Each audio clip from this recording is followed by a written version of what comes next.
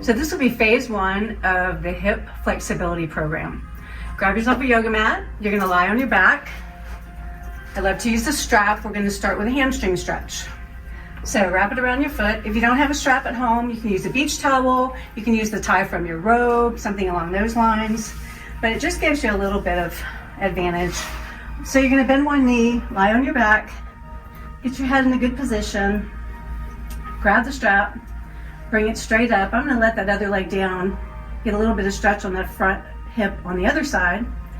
Just bring that leg up and don't lock it. Let it have just a soft bend in it. Bring it up just high enough that you feel a nice little stretch in the back of your leg. Take a nice deep breath.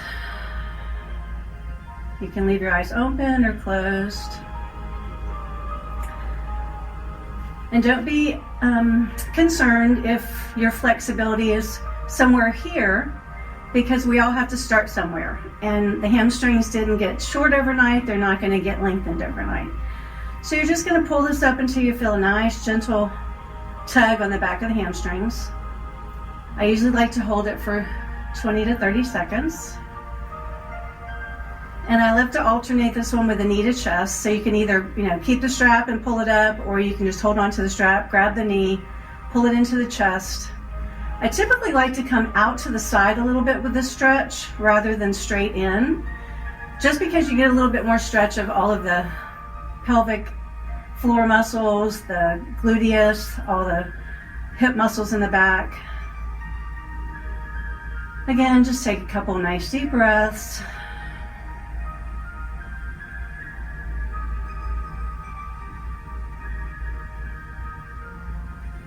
And then we'll go back to the hamstring stretch.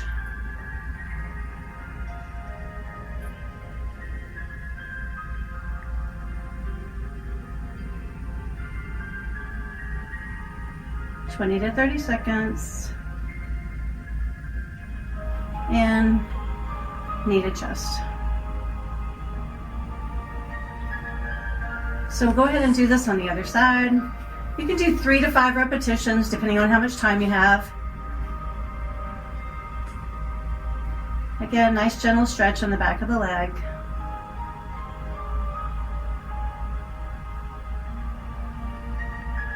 Nice deep breath.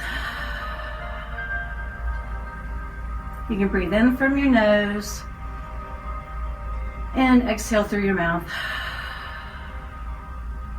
You might even feel comfortable just making a little sound as you exhale. Even it's a nice thing to do. Again, pull the knee to the chest. From this angle you can see I'm going out to the side a little bit instead of straight in. Get a nice little stretch on the back of the thighs, back of the buttock area.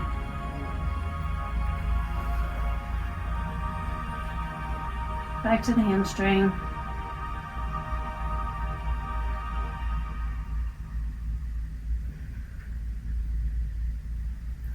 And the knee to chest.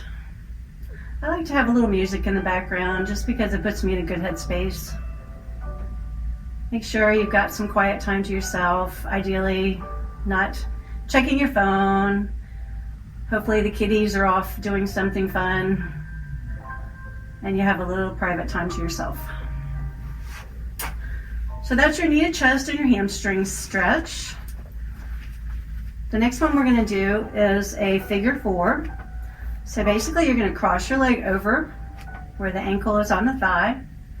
Some people already feel a stretch at this position, and I'm absolutely fine with you just starting here. It might be that your angle is way up here because you have so much tightness in the back of the hips there. No problem. Just let it be there. If you want to push outward a little bit actively, that's fine. Sometimes you'll see people pressing on their knee. I'm not crazy about that in this angle. If you want to do a little press, come down here because it's a lot less stress on your hip joint. Just a little gentle push outward is fine. But ideally what we want to do with this stretch is reach in the middle, grab that other thigh, let that other leg relax, and just give it a nice little tug up towards your torso. You should feel a really nice stretch over on the side that's crossed. Again, 20 to 30 seconds. Nice deep breath in and a full exhale. Make sure your head is in a nice position here with the chin tucked just a little bit. Feel free to grab a pillow if you'd like to have a pillow under your neck. And for the mechanics of this exercise, rather than switching back and forth, which is kind of time consuming, just let the leg rest, second or two, 3, 4, 5, whatever. Bring it back up and another 20 to 30 seconds for 3 to 5 repetitions. Then we'll switch sides.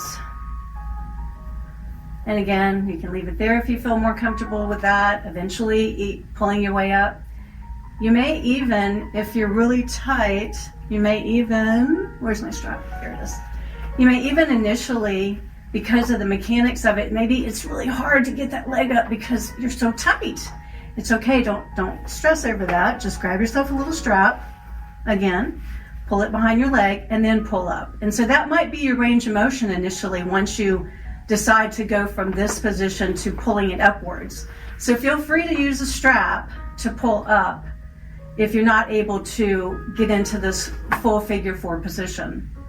If you find yourself like this and you're struggling and you're straining your neck and your shoulders, that definitely is an appropriate time to grab an assistive device like a strap. So that's a nice figure 4 stretch. I don't have this one in the book, but I really like to cross over and do a little side to side stretch like so. Feels really nice on the side body. Same thing on the other side. You can let your head go in the opposite direction. So you can do that a couple times back and forth, switch legs, head to the opposite direction.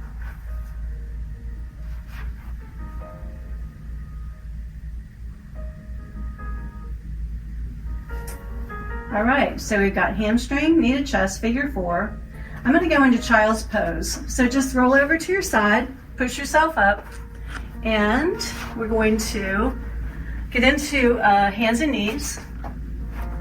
Make sure that your hands are directly under your shoulders and your knees are directly under your hips. I really like to do wide legs with this because it gives the pelvic floor a better stretch. So just ease your way back. You can extend your hands out a little bit, drop your head down. If your shoulders and elbows touch, that's fine. If you find that you're up like this, no worries. Just kind of figure out where you need to be comfortable. If your head touches, that's fine too. If it doesn't, you might be up here a little bit. Just kind of go where your body wants to go. Nice place to take some deep breaths in this position. Feel free to grab a pillow, and you can put a pillow underneath your hips like so, and then ease back. That's a nice comfortable position to be in too, especially if you're finding that it's just too cumbersome in the other way. And you might need 2 pillows, and that's fine.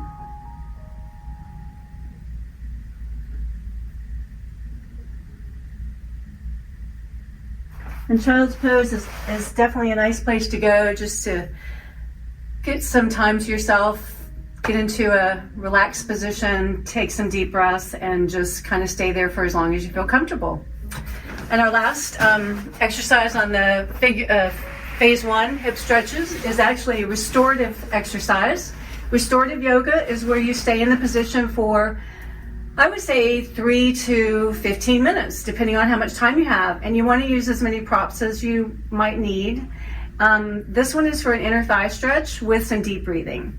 So you're going to grab a couple pillows. You're going to put one on one side of the knee and just flip it over like so. The other one on the other side of the knee.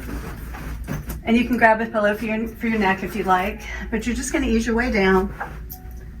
And then you're going to let those pillows really give you some nice support to the inner thigh muscles.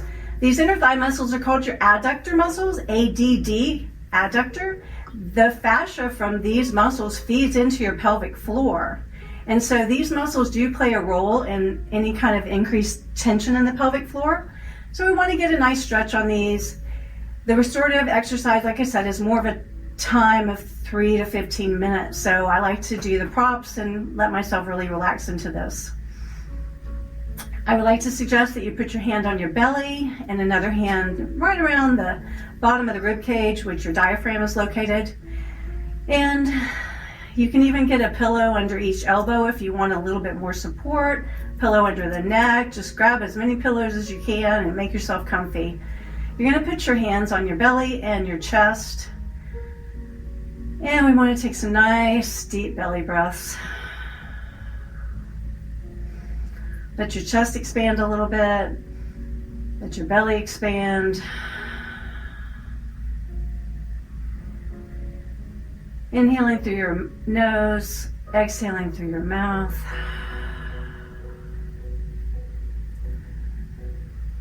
If you've never done any deep breathing through the belly, it might feel a little foreign at first because a lot of times we have a tendency to breathe in our upper chest. But we wanted to make sure that we get some expansion of the belly. So I'll put my hands lower just so you can see that.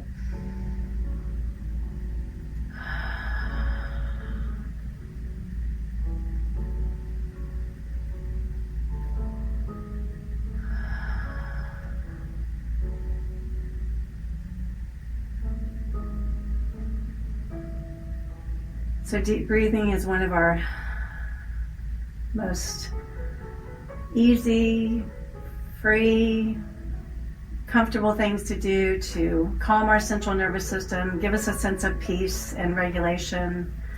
So just spend a little time in this position, letting go of any thoughts that might be bothering you.